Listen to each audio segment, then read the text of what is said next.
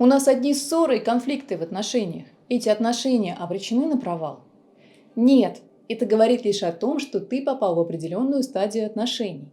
Привет, я Ольга Вастикова, магистр по психологии, помогаю мужчинам стать увереннее в себе и построить здоровые отношения. Из этого ролика ты узнаешь, что происходит в твоих отношениях. Историю пары Артема и Лизы, которые испытывали трудности в отношениях, и как они с этим справились. 7 этапов отношений, которые проходит каждая пара или не проходит. Что делать, если ты столкнулся с кризисом в отношениях? В конце видео я расскажу, как пройти каждый этап отношений. Мы хорошо помним конец детской сказки, и жили они долго и счастливо. Но как бы нам ни хотелось, отношения не могут оставаться неизменными с течением времени. Что же происходит после этого «жили долго и счастливо в настоящей жизни»? Каждая пара переживает целый ряд этапов, на которые углубляется понимание друг друга, формируется устойчивая связь и выявляются истинные чувства. Сегодня я расскажу 7 ключевых этапов в отношениях между мужчиной и женщиной. Эти знания нужны для того, чтобы лучше понимать, что происходит с нами, когда мы влюбляемся, сталкиваемся с разочарованием и в итоге находим настоящую любовь. Для начала давай проведем проективный тест на то, что происходит в твоих отношениях. Поработаем с твоим подсознанием. Перед тем, как начать, вспомни свою жену или девушку. Какие у вас отношения? А теперь посмотри на эту картинку. Итак, что ты увидел первым? Ключ ты найдешь у меня в телеграм-канале. Давай посмотрим на историю семейной пары Артема и Лизы, которые пришли ко мне на семейную терапию. Когда я увидела Артема и Лизу на первой консультации, я увидела их уставшими и напряженными. А еще я почувствовала, что для них это был огромный шаг прийти на консультацию к профессиональному психологу. Они признали, что в последнее время у них возникло много конфликтов, и они не могут найти способ их разрешить. Из нашего разговора я узнала, что они вместе уже 5 лет, они познакомились в университете и быстро стали неразлучными. По их словам, их объединяют общие интересы к кино, путешествиям и музыке. Однако, несмотря на сильные чувства, последние несколько месяцев их отношения проходили серьезные испытания. В начале их отношений разногласия решались быстро, но с течением времени споры стали более острыми и длительными. Один из примеров таких споров – бытовой вопрос. Разногласия относительно распределения обязанностей по дому. Бытовуха. Артем часто уезжал по делам и ожидал, что Лиза будет заниматься домашними делами. А Лиза чувствовала, что на нее ложится несправедливо большая нагрузка. Другой яркий конфликт возник из-за того, что Артем иногда проводил время с друзьями и не предупреждал об этом Лизу. От этого у Лизы рождалось чувство недоверия. После каждого такого конфликта последовало долгое молчание, и обоим было трудно сделать первый шаг к примирению. Все это привело к растущему напряжению и непониманию. Ребята стали отдаляться друг от друга. На консультациях Лиза расплакалась и сказала, что Артем ее больше не любит или, возможно, интересуется какой-то другой девушкой. Она чувствовала себя одинокой и брошенной. Артем, в свою очередь, говорил о том, что чувствует давление и что Лиза стремится контролировать его, и поэтому ему хочется отстраниться и закрыться. Когда я стала анализировать характер конфликтов ребят и исходя из ощущений и опасений моих клиентов, стало очевидно, что Артем и Лиза находятся на стадии отношений, споры и разочарования. Это обычное явление, когда первоначальный этап влюбленности и розовых очков проходит, и пара начинает видеть друг друга в более реалистичном свете, со всеми недостатками и сложностями. Я объяснила ребятам природу этой стадии, рассказала, что конфликты на этом этапе часто возникают, потому что ожидания не соответствуют реальности. Партнеры начинают акцентировать внимание на недостатках друг друга, и это может вызвать разочарование. Такие переходные моменты в отношениях абсолютно нормальны и естественны. Все пары проходят через различные стадии в своих отношениях, и каждая стадия имеет свои вызовы и задачи для роста и развития. Важно понимать, что стадия спор и разочарование – это временный этап, который с правильным подходом может усилить отношения и привести к более глубокому пониманию и принятию партнера. Этот этап отношений часто бывает сложным для многих пар, и поэтому они расстаются.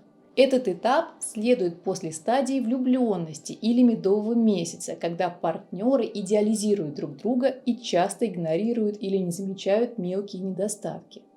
Природа этой стадии заключается в реализации и признании, что у каждого человека есть свои недостатки, особенности и привычки, которые могут не соответствовать ожиданиям или представлениям партнера.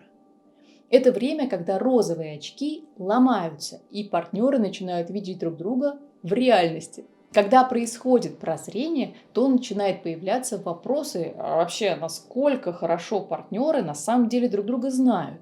И вообще, возможно ли дальнейшее развитие их отношений, если удается выяснить столько новых открытий о партнере? Основные вызовы этой стадии связаны с необходимостью переосмыслить свое отношение к партнеру и адаптироваться к новому видению его личности. Кто это вообще? Это требует глубокого понимания, эмпатии и готовности работать над собой и своими отношениями.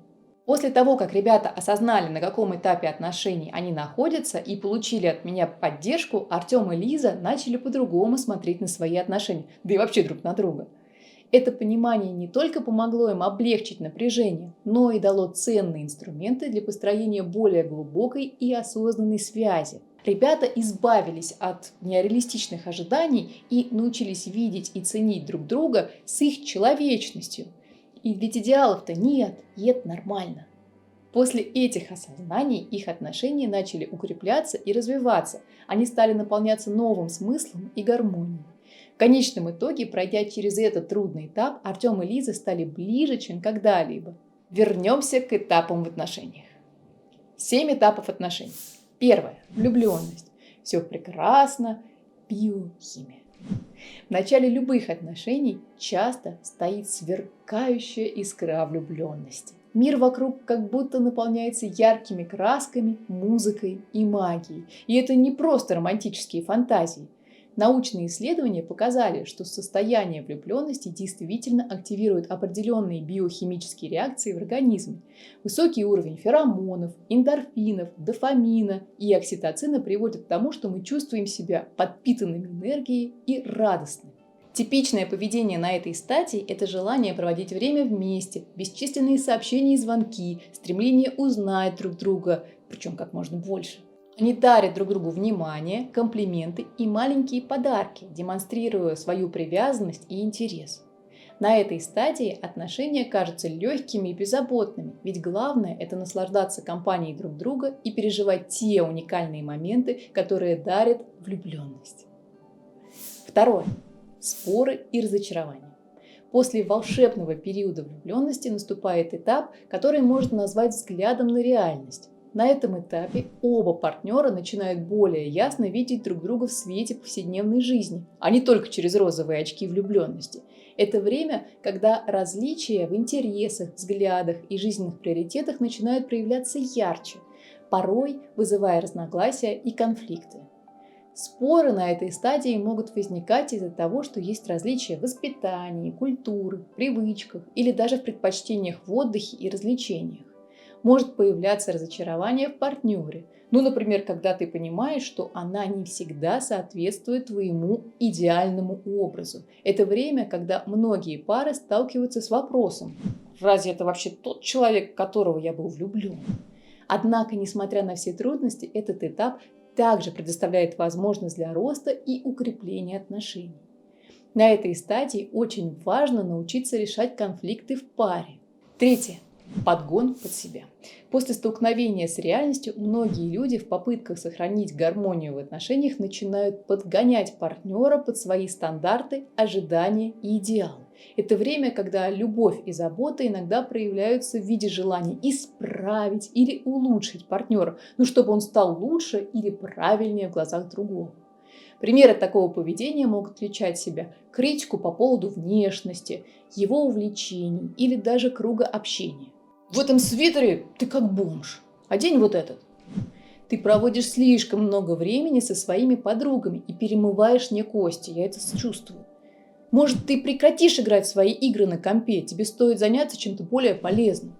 Такие и подобные фразы становятся все более и более знакомыми и бесючими. Такое поведение, даже если оно исходит из лучших побуждений, может иметь негативные последствия для отношений.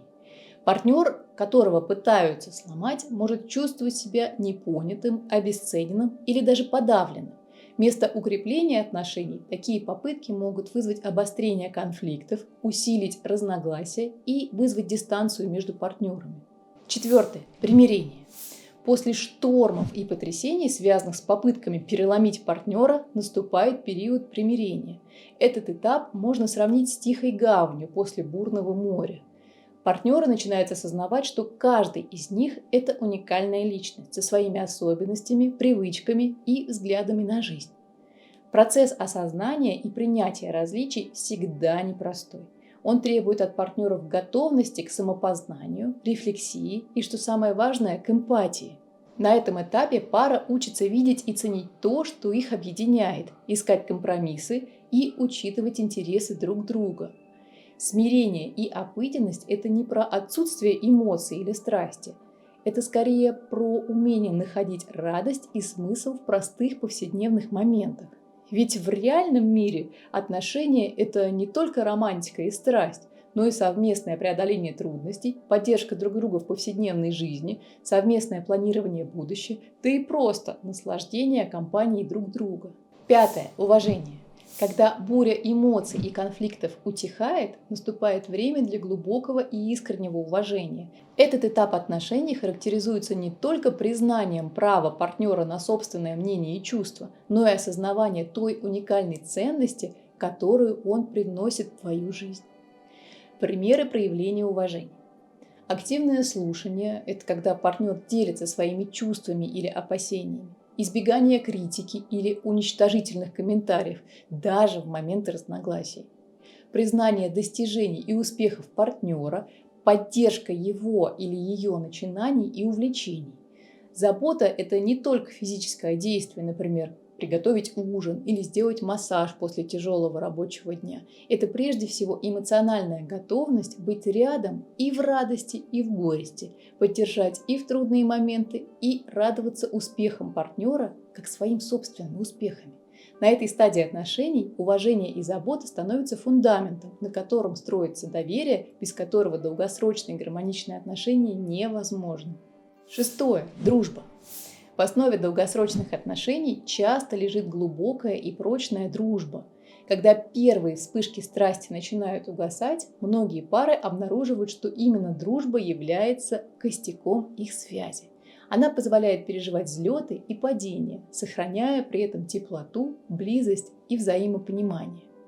Примеры того, как партнеры могут поддерживать друг друга не только как любовники, но и как друзья. Совместное хобби или интересы. Ведь именно они позволяют проводить время вместе не только в романтической обстановке, но и просто в быту. Беседы на различные темы, от серьезных вопросов до простых повседневных радостей и мемчиков, где партнеры делятся своими мыслями, чувствами, опасениями и мемами. Взаимная поддержка в трудные моменты. Это могут быть и карьерные трудности, и стресс, или личные проблемы. В эти моменты партнеры становятся настоящей опорой друг для друга. Веселье и смех. Дружба заключается в том, чтобы действительно наслаждаться компанией друг друга, шутить, смеяться и создавать веселые моменты вместе. Все это создает основу, на которую строится доверие и взаимное понимание. Любовь может объединять двух людей, но именно дружба позволяет им оставаться вместе, год за годом, сохраняя и укрепляя свои отношения. Седьмое. Любовь. Любовь – это не просто слово или эмоция, это состояние души, глубокое и всепоглощающее чувство, которое объединяет двух людей. Она стоит за рамками простого увлечения или дружбы. Она становится высшей формой проявления привязанности, доверия и понимания. Это чувство, когда ты готов быть рядом с человеком в любых ситуациях, будь то радость или горе, успех или поражение. Примеры проявления настоящей любви в отношениях. Безусловная поддержка. Независимо от обстоятельств, партнеры всегда знают, что могут полагаться друг на друга. Глубокое понимание. Даже без слов партнеры чувствуют, что происходит в душе и на уме друг у друга, исходя из глубокого понимания и эмпатии. Жертвенность. Готовность поставить потребности партнера выше своих собственных, если это потребуется для его блага. Прощение. В любых отношениях случаются ошибки, но искренняя любовь позволяет прощать и идти дальше, и не удерживать злобу или обиду. Взаимное уважение. Ценить мнение партнера, уважать его как личность, даже если в некоторых вопросах ваши взгляды расходятся. Отношения – это динамический процесс. Он требует усилий, понимания и прежде всего желания расти и развиваться вместе. Любая пара сталкивается с кризисами в отношениях. Прекрасно, когда пара осознает эту проблему. Второй шаг – это исследовать недовольство с психологом, который как зеркало отражает паре, как они между собой разговаривают. Я очень рада за Артема и Лизу, потому что они попали ко мне на парную консультацию. Ребята очень хотели решить с моей помощью свои семейные проблемы и исследовать вместе накопившееся напряжение. В процессе работы с психологом выявить проблемные зоны и конфликты гораздо проще. Я как психолог трачу много времени, силы и денег, чтобы получить важные знания по психологии и применять их с клиентами. Таким образом и процент разводов станет меньше, если люди начнут понимать пользу психотерапии. Если ты устал от попыток выйти из кризиса в отношениях, я подготовила для тебя полезный курс. Он называется «Счастливые отношения», где есть 2 важных модуля. Первые 3 месяца в отношениях и как построить долгосрочные отношения. Раньше я делилась этими рекомендациями только с участниками платной группы и на личных консультациях. В видео в модулях я последовательно рассказала, как управлять отношениями с самого начала. Ты научишься понимать, каких отношений ты на самом деле хочешь, какие ключевые этапы проходят все отношения, и узнаешь, как поддерживать и развивать связь на начальном этапе. Больше не нужно идти на компромиссы. Я покажу тебе, на что особенно стоит обратить внимание в первые месяцы знакомства. Также в курсе ты узнаешь, что необходимо для создания долгосрочных отношений. Ты узнаешь, как заложить прочный фундамент и перейти на новый уровень стабильности и прочности. Я раскрою тебе секреты современного брака и подскажу, как избежать разводов. Ты выработаешь свою личную стратегию поведения в конфликтных ситуациях с партнером. Посмотрев мой курс про счастливые отношения, ты узнаешь, как построить отношения, которые станут для тебя источником радости и удовлетворения. Ну и в любом случае помни, ты красавчик, и Вастикова с тобой.